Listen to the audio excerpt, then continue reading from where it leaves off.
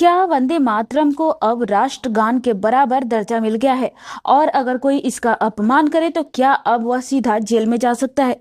देश की राजनीति और कानून से जुड़ा यह बड़ा फैसला समझिए आसान भाषा में। नमस्कार, आप देख रहे हैं डेली फोकस न्यूज, जहां हम लाते हैं आपके लिए हर बड़ी खबर सीधे, साफ और बिना किसी पक्षपात के।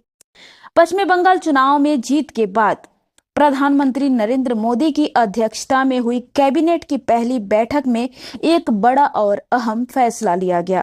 सरकार ने वंदे मातरम को राष्ट्रगान जनगण मन के समान दर्जा देने का निर्णय किया है।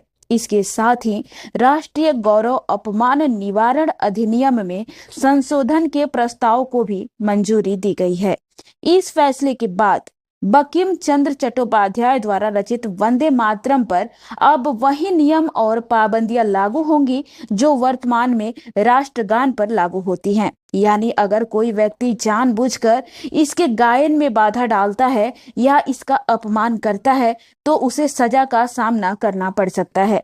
मौजूदा कानूनन के अनुसार ऐसे मामलों में 3 साल तक की जेल, जुर्माना या दोनों का प्रावधान है। और अगर कोई यह अपराध दोबारा करता है तो कम से कम 1 साल की सजा तय की गई है। दरअसल यह फैसला ऐसे समय में आया है जब देश वंदे मातरम की 150वीं वर्षगांठ मना रहा है। इससे पहले संसद में भी इस विषय पर चर्चा हो चुकी है, जहां इसे राष्ट्रगान के बराबर दर्जा देने की मांग उठी थी।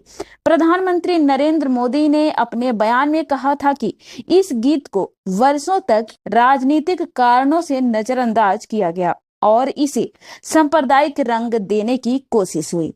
इस साल जनवरी में गृह मंत्रालय ने वंदे मातरम के गायन को लेकर दिशा निर्देश भी जारी किए थे, जिसमें प्रमुख सरकारी कार्यक्रमों में इसके सभी 6 अंतरों के गायन की बात की गई थी। पश्चिमी बंगाल चुनाव के दौरान भी वंदे मातरम एक बड़ा राजनीतिक मुद्दा बनकर सामने आया।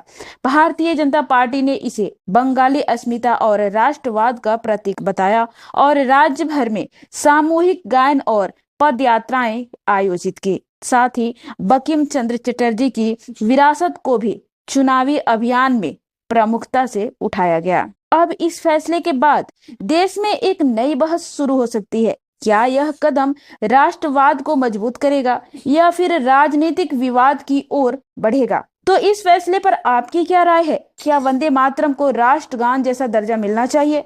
अपनी राय हमें कमेंट में जरूर बताएं। वीडियो पसंद आया हो तो लाइक करें, शेयर करें और ऐसे ही अपडेट के लिए चैनल को सब्सक्राइब करना बिल्कुल भी ना भूलें।